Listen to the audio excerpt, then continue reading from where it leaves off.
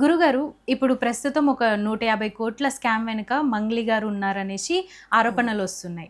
జాతకం ప్రకారంగా మంగ్లీ గారికి ఇంకా ఈ స్కామ్ నుంచి బయటపడే అవకాశం ఉందా? లేకపోతే ఇంకా ఆటంకాలొచ్చే ఛాన్సెస్ ఉన్నాయంటారా? అంటే మన టీవీ పేరు బాగానే ఉంది. మనం మాట్లాడుతున్నటువంటి విషయాలు కూడా బాగానే ఉన్నాయి. ఒక జ్యోతిష్కుడుగా జాతకాలు చెప్పే విషయంలో అడిగిన ప్రశ్న అడుగుతూనే కాంట్రవర్సీ ప్రశ్న బాగానే అడిగారు మీరు. సమాధానం చెప్పగలిగే అవకాశం మనకు కూడా ఉంటుంది. సో టు బి హానెస్ట్ మాట్లాడుకుంటే వలయం టీవీ ప్రేక్షకులు తప్పకుండా మన ఛానల్ సబ్స్క్రైబ్ చేసుకోండి. ప్రతి వీడియోని పూర్తిగా చూడండి. స్కిప్ చేస్తే మీకు అర్థం కాదు. ఇప్పుడు మనం ఒక మాట్లాడాలి అంటే ఆఫ్కోర్స్ నేను అన్ని విషయాల్ని సోషల్ మీడియాని బాగా ఫాలో అవుతాను, పేపర్ని బాగా ఫాలో అవుతాను, electronic media, print media follow అవుతాను. యూట్యూబ్ ఛానల్లో ఏ జ్యోతిష్కుడు ఏం చెప్తున్నాడు, ఏ రాజకీయ నాయకుడు ఏం మాట్లాడుతున్నాడు, రఘునందన్ రావు ఏం మాట్లాడుతున్నాడు, ఢిల్లీ నుంచి మన ప్రజెంట్గా రేవంత్ రెడ్డి గారు ఏం మాట్లాడుతున్నారు, చంద్రబాబు నాయుడు ఏం మాట్లాడుతున్నారు, లోకేష్ గారికి ఎలా మా పదవి అంటే ఒక వర్కింగ్ ప్రెసిడెంట్గా ఎలా ఇచ్చారు, ఇవన్నీ కూడా అన్ని ప్రతి ఒక్కరు అంటే మీకు తెలియడం కోసం ఇవన్నీ నేను ఊటంకిస్తున్నాను. ప్రధానమంత్రి గారు ఇప్పుడు 370 ఆర్టికల్ నుంచి మాట్లాడుతూ లోక్సభలో ఉన్నటువంటి మహిళా బిల్ ఎలా ప్రవేశపెడుతున్నాడు అంటే A to Z. Same time Hormuz సంధి పెట్రోల్ మనకి డీజిల్ ఎలా వస్తుంది, ఆమె ట్రంప్ ఎలా ఉన్నాడు, హమాస్ ఎలా ఉన్నారు, ఉక్రెయిన్ ఏంటి, రష్యా ఏం చేస్తుంది, జిన్పింగ్ ఏం చేయబోతున్నాడు అంటే అన్ని విషయాల్ని తెలుసుకుంటా. ఫస్ట్ నేను చదువుకుంటే కానీ విషయం చెప్పలేను కదా. కాబట్టి ఈ సమకాలీన పరిస్థితుల్లో జ్యోతిష్కుడుగా విషయం చెప్తున్నా, మీరు అడిగే ప్రశ్నకి ప్రాక్టికల్గా సమాధానం చెప్పగలుగుతానే. మీరు 150 కోట్లు స్కామ్ అన్నారు కాబట్టి స్కామ్ ఇంత నాకు తెలియదు నేను, ఎందుకంటే అది విన్నా నేను తప్ప మనకి రూఢిగా మనకేం తెలియదు. సో అందరు నోట్లో నుంచి ఉంటున్నారు తప్ప. ఒక ఆయన మాట్లాడితే ఒక టీవీ దాంట్లో అందరినీ బాధితులు తీసుకొచ్చేసి అంటే అట్లా వాళ్ళు మాట్లాడుతున్నప్పుడు నాది 10 లక్షలు, 5 లక్షలు అని చెప్పారు. అట్లా లెక్క పెట్టుకుంటే మొత్తం కలిపి అక్కడ తిప్పి కొడుతారు ₹1 కోటి కూడా కాల. టు బి హానెస్ట్ మాట్లాడుకుందాం. ఎవరైతే బాధితుల్ని చూపించారో ఆ బాధితులు నా 15 లక్షలు, నా 10 లక్షలు, ఇట్లా 25 లక్షలు మొత్తం చూసుకుంటే 2 crores అయింది అనుకున్నాం. బట్ ఇక 150 కోట్లని మీరు ఊటంకిస్తున్నారు. But there is no practical information. మనకి అది లోపల విషయం తెలియదు. బయటికి మాత్రం 150 అనేది వచ్చింది, బాగా వచ్చింది. ఇప్పుడు మీరు దాన్ని నేను జ్యోతిషపరంగా చెప్పుకున్నప్పుడు దాంట్లో ఉండేటువంటి సభ్యుల గురించి మాట్లాడుకుందాం. సరే, ఒకవైపున బాధితుల వైపు సుబ్బారావు గారు మాట్లాడడం, సుబ్బారావు గారు పంజాగూడ పోలీస్ స్టేషన్లో మందు కొట్టిన వచ్చామని చెప్పడం, వాళ్ళు బ్రీత్ ఎంజాయ్ చేయడం, పోలీసు వాళ్ళు చేయడం. Of course that is unpredictable situation. ఒక పోలీస్ స్టేషన్కి వ్యక్తి వచ్చినప్పుడు నిన్ను ఒకవేళ మద్యం తాగి వచ్చినప్పుడు ఆ వ్యక్తి అయినా దురుసుగా ప్రవర్తించినా, గొడవ పెట్టినా, నీ మీద ర్యాష్ చేసినా కేసు పెట్టదు తప్ప వచ్చిన ప్రతి ఒక్కరిని బ్రీత్ ఎంజాయ్ చేసి నువ్వు నాకు చెప్పంటే రేపు ముఖ్యమంత్రులు, మంత్రివర్యులు కూడా తాగి వస్తుంటారు. కొంతమంది తాగిన వాళ్ళు ఉంటారు, చాలా మంది లేరని చెప్పడానికి లేదు, వాళ్ళకి అలవాటు ఉంటుంది, దానికి కాదనడానికి లేదు. సరే, ఏ పార్టీకి వెళ్ళి తాగి ఉంటారు సరదాగా, ఇంట్లో కూర్చొని తాగి ఉంటారు. సరే, సమస్య వచ్చింది, పోలీస్ స్టేషన్కి వచ్చారు ఒక మంత్రి, ఆయన బ్రీత్ ఎంజాయ్ చేస్తావా? సో ఇది కూడా రాంగ్. అంటే ఒక మనం అంటే ఇలా ఎందుకు చెప్తున్నా అంటే అన్ని విషయాలు చూశాను నేను. ఆయన బ్రీత్ ఎంజాయ్ చేసంటే అధికారంగానే అవకాశం మీకు లేదు. సరే, ఆ విషయం చేశారు. ఆయన దురుసుగా ప్రవర్తించలేదు కదా. సరే, ఆ విషయాన్ని పక్కన పెడదాం. సుబ్బారావు గారి పేరు మీద చూసుకుంటే ఆయన శతబీజ నక్షత్రం, కుంభరాశి.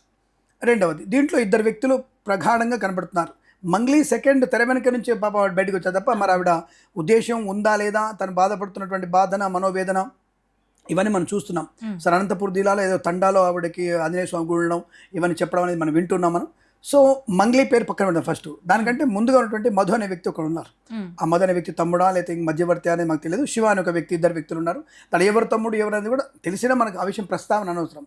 శివ అనే పేరు మీద వ్యక్తికి మీనరాశి అవుతుంది, మధు అనే వ్యక్తికి మఖ నక్షత్రం అవుతుంది, మంగ్లీ పేరు కూడా మఖ నక్షత్రం. అంటే టోటల్గా ఇది చూసినప్పుడు ఈ సమస్యల వలయంలో ఎవరున్నారు, ఈ సమస్యల వలయంలో ఎవరున్నారో తెలిస్తే శివ, మధు, మంగ్లీ అండ్ సుబ్బారావు వీళ్ళందరికీ కూడా శని ప్రభావం ఉన్నటువంటి ప్రభావం. ఇప్పుడు అందరి జాతకాల్లో పేరుని బట్టి చూసుకుంటే శని ప్రభావ రాశులే. మంగ్లీ అండ్ మధు వచ్చేసి సింహరాశికి వస్తారు వాళ్ళు. ఆ సింహరాశిలో ఇప్పుడు వాళ్ళకి అష్టమ శని ప్రభావం ఉంది. తొందరలో వాళ్ళు బయటకు వచ్చే అవకాశం లేదు. ఇది క్లారిటీ మీకు ఫస్ట్. రెండోది, శివ అనేటువంటి వ్యక్తికి మీనరాశి అవుతుంది. మీనరాశి వారికి ప్రస్తుతానికి ఏలినాడు శని జన్మల స్థానంలో ఉన్నాడు కాబట్టి అది కూడా ప్రభావం ఉంటుంది. సరే, వారి జన్మ జాతకాలు వేరేగా ఉండవచ్చు.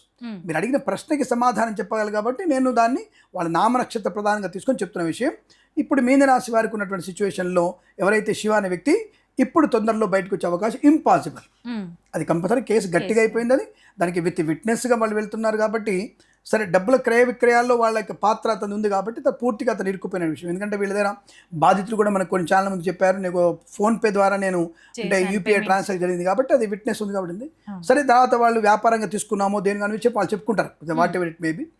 కానీ ఇప్పట్లో శివ అనే వ్యక్తి బయటకు వచ్చే కష్టం. అంటే ఆ ఆరోపణల్ని ఎదుర్కొని తొందరగా బయటకు రావడం కష్టంగా చెప్పవచ్చు.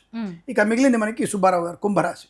ఆయన ద్వితీయ స్థానంలో. ఈయనకి ఒక్కొక్కసారి బాగా మాట్లాడతాడు, వేదికల మీద కానీ ఎక్కడైనా సరే ఒక్కొక్కసారి తన పట్టు తప్పిపోతాడు. కారణం ఇతనికి వాక్ స్థానంలో శని ఉండడం. కుంభరాశి వాళ్ళకి 2వ స్థానంలో శని ఉన్నాడు. బట్ అఫ్ కోర్స్ అది కూడా ఏం శని. కానీ కొద్దిగా బెటర్ ఏంటంటే గురుబలం బాగా ఉంది ఎవరికి, సుబ్బారావు. కానీ తప్పకుండా ఇతను ఒక మెట్టు పైన సాధించగలిగే అవకాశం ఉంటుందని చెప్పవచ్చు. ఇక మంగ్లీ విషయానికి వచ్చేస్తే అష్టమ శని, గాలికి పోయే కంపెనీ కూడా అతికించుకున్నారు.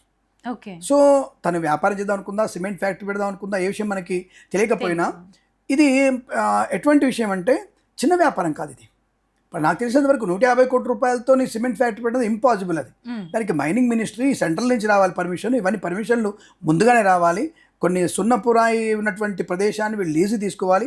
ఆ లీజు 99 ఇయర్స్ ఉంటుంది. ఫస్ట్ లీజ్ తీసుకోవాలి, తర్వాత పర్యావరణ నుంచి లెటర్ తీసుకోవాలి, మనకి అటవీ శాఖ నుంచి లెటర్ తీసుకోవాలి. ఈ లెటర్ లేకుండా ఇచ్చిన పిచ్చోళ్ళు వీరెలా ఇచ్చారు డబ్బులు? ఒక సిమెంట్ ఫ్యాక్టరీ పెడతా అంటే ఇచ్చిన వాళ్ళు పిచ్చోళ్ళు కదా. కొద్దిగా బుర్ర వాడరు మీరు, బుద్ధి ఉండదా? అంటే మంగ్లీ చెప్తాడు, రేపు రేవంత్ రెడ్డి చెప్తాడు, రేపు ఇంకోళ్ళు చెప్తారు, రేపు నేను చెప్తాను. నేను కిరణ్ శర్మ మంచోడు, టీవీలో కనపడతాడు కాబట్టి బిజినెస్ పెడతా అన్నాడు, నేను కూడా బిజినెస్ పెడతా అంటే వచ్చి నాకు డబ్బులు ఇస్తారా మీరు? ఎలా ఇస్తారు? ఎలా ఇస్తారు? దానికి అటవీ పర్యావరణ శాఖ, అటవీ అనుమతులు ఇవన్నీ ఉంటాయి, ఇన్ని బోలెడు ఉంటాయి. ఇవన్నీ ఎలా మీరు మర్చిపోయారు విషయం? మర్చిపోయిన డబ్బులు ఇస్తున్నారు. అలాంటి విషయాల్లో ఈవిడ దాంట్లో ఇన్వాల్వ్ అయిపోయి ఈవిడ పేరుని పెట్టుకొని ఈవిడ కొంతమందితో మాట్లాడినట్టుగా చెప్తున్నారు వాళ్ళు. సో అది మనకి ప్రత్యక్షంగా తెలియదు. కానీ ఈ ప్రభావం మాత్రం మంగ్లీ ఇప్పట్లో ఈ అష్టమ శని ప్రభావం చేత నెక్స్ట్ జూన్ వరకు తను ఏదో రకమైనటువంటి సరే బాహటంగా బయటికి రాలేకపోవచ్చు. బట్ రెండవది ఏంటంటే వీడికి ప్రస్తుతం కొద్దిగా బలం ఉంది. జూన్ 2 వరకు ఈ సింహరాశి వరకు కొద్దిగా బలం ఉంది. జూన్ 2 నుంచి ఈ బలం కూడా ఉండదు. అంటే సపోర్ట్ చేసే వాళ్ళు లేరు. తన సొంత వాళ్ళు కూడా సినిమా ఇండస్ట్రీ మీద కూడా అమ్మాయికి కొద్దిగా ఎఫెక్ట్ ఖచ్చితంగా పడుతుంది అనవసరంగా. ఎందుకంటే ఒక ఆర్థిక లావాదేవీలో విరుక్కున్న వ్యక్తిని ఇంకొక సినిమా వాళ్ళకి ఇంకో తీసుకున్నప్పుడు ఏ గాలికి పోయి ఎటు వస్తుందో తెలియదు. ఆ పొరపాటున నేను నాగార్జున సినిమాలో పాట పాడినప్పుడు ఆ డబ్బులు అడ్వాన్స్ అక్కడ ఇచ్చిన అందనుకో, పొరపాటున రివర్స్లో నాకు అందనుకో డైరెక్ట్గా నాగార్జున ఇరుక్కుపోవాల్సి వస్తుంది. ఈ గాలికి పోయి కంప మనకి అని చెప్పేసి సినిమా ప్రభావం, సినిమా వాళ్ళతో ఉండేటువంటి అనుబంధం అనేది తప్పుకునేటువంటి అవకాశం, పక్కకి వెళ్ళే అవకాశం, కొన్ని రోజుల వరకు అది ఎఫెక్ట్ ఖచ్చితంగా పడుతుంది.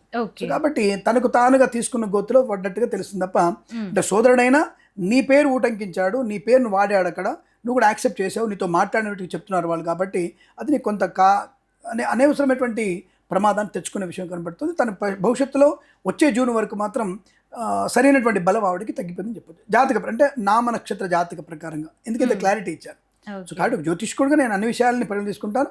విత్ ప్రాక్టికల్గా మాట్లాడినా, ఒక పాడ్కాస్టింగ్గా మాట్లాడినా నేను పర్ఫెక్ట్ ఇన్ఫర్మేషన్ ఇవ్వగలుగుతాను. అందుకే నేను ఎలా పరిశీలిస్తానన్న విషయాన్ని ముందుగా చెప్పి మన మోడీ గారి గురించి, రేవంత్ గురించి, చంద్రబాబు గురించి ఎలా మాట్లాడుతున్నా, అమరావతి కట్టడానికి ఎంత అవుతుంది, ఏం ప్లాన్ చేస్తున్నారు, అక్కడ ఇంతకుముందు కట్టడాలు మళ్ళీ పునర్నిర్మాణానికి ఎంత ఖర్చు అవుతుంది, దానికి డబుల్ అవుతుంది. ఇప్పుడు చంద్రబాబు నాయుడు చేయబోయేటువంటి అమరావతి పునర్నిర్మాణానికి డబుల్ ఖర్చు అవుతుంది. కొత్త వాటికి అది డబుల్కి ఖర్చు అవుతుంది. ఎందుకంటే వాటికి ఉన్న పిల్లర్స్ స్ట్రక్చర్ అప్పుడు వేరు, అది బలంగా ఉండాలి, దానికి ముందు చేసుకోవాలి, దానికి బలాన్ని చేకూర్చాలి. కాబట్టి గత ప్రభుత్వాలు, కొత్త ప్రభుత్వాలు మారినప్పుడల్లా ఈ దరిద్రపు వేస్ట్ ఖర్చు మనకి ఎక్కువ అవుతుంది. కాబట్టి అంటే అన్ని విషయాల గురించి నేను తెలుసుకుంటాను చెప్పడం కోసమే ప్రేక్షకులకి విషయాలు చెప్పాల్సి వస్తుంది.